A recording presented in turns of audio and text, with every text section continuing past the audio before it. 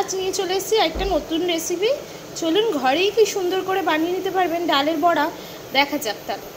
তো ফ্রেন্ডস, দেখে দেবো আমরা আমাদের মুসুরির ডালের বড়া বানাতে কি কি লাগছে। এখানে আমি মুসুরির ডালটা জলে ভিজিয়ে রেখেছি 2 থেকে 3 ঘন্টা।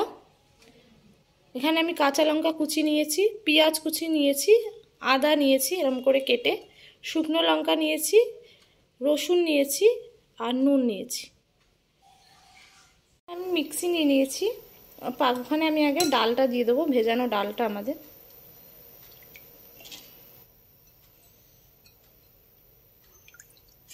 আমি এখানে রক সল্ট ইউজ করছি, আপনারা চাইলে বাড়িতে যে কোনো নুন ইউজ করতে পারেন।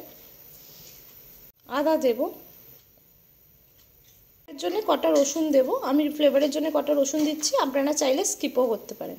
শুকনো লঙ্কা আমি মিক্সি করে নেব।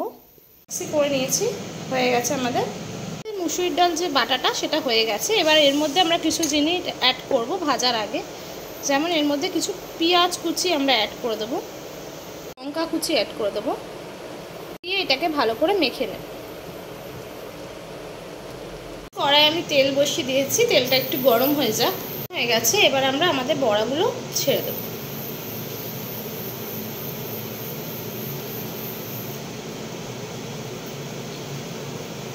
সেখানে আমি আমার বড়াগুলো ছেড়ে দিয়েছি।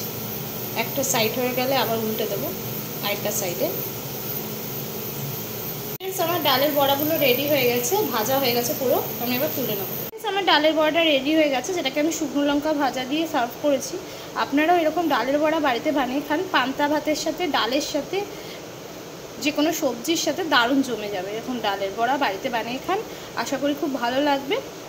আরও নতুন নতুন রেসিপি নিয়ে পরের ভিডিওতে দেখা হচ্ছে আপনাদের সাথে। আজকের জন্য টাটা বন্ধুরা, ভালো থাকবেন।